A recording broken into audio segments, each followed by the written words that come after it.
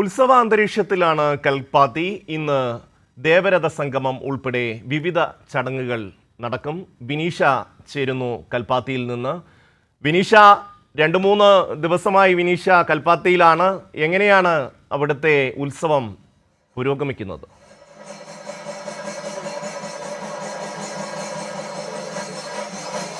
ഷമി, ഇന്നാണ് ഷമി സൂചിപ്പിച്ചതുപോലെ തന്നെ പ്രധാന ചടങ്ങായ രഥോത്സവം, ദേവരഥ സംഗമം. തേരുമുട്ടിയിൽ 6 രഥങ്ങളാണ് സംഗമിക്കുക. ഇതാണ് ദേവരഥ സങ്കല്പം എന്ന് പറയുന്നത്. 6 തേരുകൾ ഒരുമിച്ച് സംഗമിക്കും. കഴിഞ്ഞ 3 ദിവസമായി പ്രധാനമായും രഥോത്സവത്തിൻ്റെ ചടങ്ങുകൾ നടന്നു വരികയാണ് കൽപ്പാത്തിയിൽ. ഇന്നലെ ആയിരുന്നു 4ാമത്തെ രഥത്തിലേറെ. ഇന്ന് ലക്ഷ്മി നാരായണ പെരുമാളിൻ്റെ രഥം നമുക്ക് കാണാം. ദൃശ്യങ്ങളിൽ കാണുന്നത് പോലെ തന്നെ ലക്ഷ്മി നാരായണ ക്ഷേത്രത്തിലെ പെരുമാളിൻ്റെ തേര് ഉരുളുകയാണ് ഈ അഗ്രഹാര വീതികളിലൂടെ. ഇത്തരത്തിൽ ഇത് 5ാമത്തെ തേരാണ്.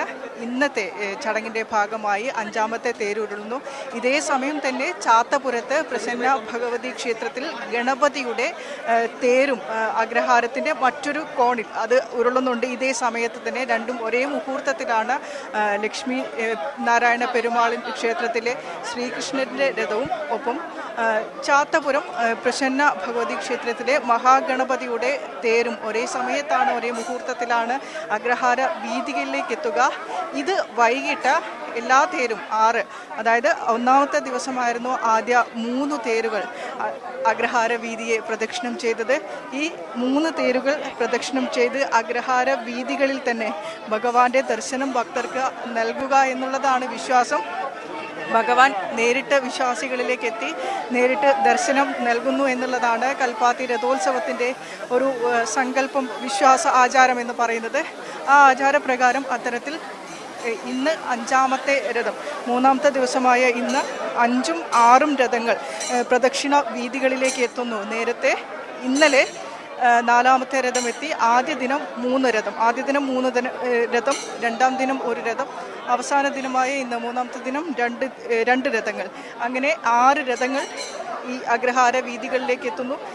വിശാലാക്ഷി സമേതനായ വിശ്വനാഥ ക്ഷേത്ര നഗരിയിലേക്ക് ഈ 6 രഥങ്ങളും കൂടി എത്തുന്നത് ഇന്ന് വൈകിട്ട് ത്രിസന്ധ്യയോട് കൂടിയാണ്. വൈകിട്ട് 6 മണിയോട് കൂടിയാണ് ഈ ദേവരഥ സങ്കല്പത്തിൻ്റെ മുഹൂർത്തം എന്ന് പറയുന്നത്. അത്തരത്തിൽ ദേവരഥ സംഗമത്തിനായി ഒരുങ്ങി നിൽക്കുകയാണ് കൽപ്പാത്തി. സൂചി കുത്താനിടമില്ലാത്ത രീതിയിലുള്ള തിരക്കാണ്. കാരണം കൽപ്പാത്തിക്കാരെല്ലാം കാത്തിരിക്കുന്ന ഒരു ഉത്സവം, ആ ഒരു ഉത്സവ ലഹരി അങ്ങേയറ്റം ഉൾക്കൊണ്ടുകൊണ്ട്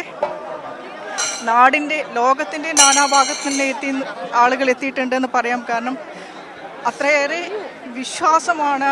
അതിനേറെ അപ്പുറത്തേക്ക് കൽപ്പാത്തിക്കാരുടെ ഒരു ഹൃദയവികാരം കൂടിയാണ് ഈ കൽപ്പാത്തി രഥോത്സവം എന്ന് പറയുന്നത്. അത്രമേൽ അവർ ഹൃദയത്തോട് അടുപ്പിച്ച് ചേർത്ത് നിൽക്കുന്ന അവരുടെ ഒരു ആചാരമാണ് കൽപ്പാത്തി രഥോത്സവം. ആ ഒരു വിശ്വാസത്തിന് കോട്ടം തട്ടാത്ത രീതിയിൽ എല്ലാ വർഷവും തേര് കാണാനെത്തുക, തേര് ദർശിക്കുക, തേരുമുട്ടിയിലെ ദേവരഥ സംഗമത്തിൽ അത് കണ്ട് ആ ദർശന പുണ്യം, ആ ഒരു സൗഭാഗ്യം നേടുക എന്നുള്ളത് തന്നെയാണ് കൽപ്പാത്തിക്കാരുടെ ഒരു വിശ്വാസ പെരുമ എന്ന് പറയുന്നത്. ആ ഒരു പെരുമ തന്നെയാണ് കൽപ്പാത്തി രഥോത്സവത്തെ മറ്റെല്ലാ ഉത്സവങ്ങളിൽ നിന്നും വ്യത്യസ്തമാക്കുന്നത്.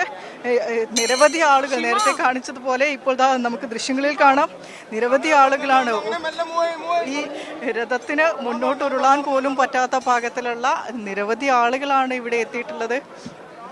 കാരണം ഒരു വർഷത്തെ കാത്തിരിപ്പാണ്. വ്രതാനുഷ്ഠാനങ്ങളോട് കൂടിയുള്ള ആചാരക്രമങ്ങൾ പാലിച്ചുകൊണ്ട്, വിശ്വാസത്തെ മുറുകെ പിടിച്ചുകൊണ്ട് ഭക്തന്മാരുടെ, വിശ്വാസികളുടെ ഒരു വർഷത്തെ കാത്തിരിപ്പാണ് ഈ കൽപ്പാത്തി രഥോത്സവം എന്ന് പറയുന്നത്.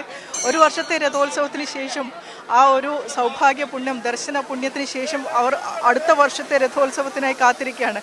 നാടിൻ്റെ നാനാഭാഗങ്ങളിൽ നിന്ന് വന്ന് ഈ ഒരു ദേവരഥ സംഗമത്തിൽ പങ്കെടുക്കുക, ഭഗവത് ദർശനം നേടുക എന്നുള്ളത് തന്നെയാണ് ഈ കൽപ്പാത്തിക്കാരുടെ ഈ കൽപ്പാത്തി രഥോത്സവത്തിൻ്റെ ഒരു ആചാര പെരുമ എന്ന് പറയുന്നത്.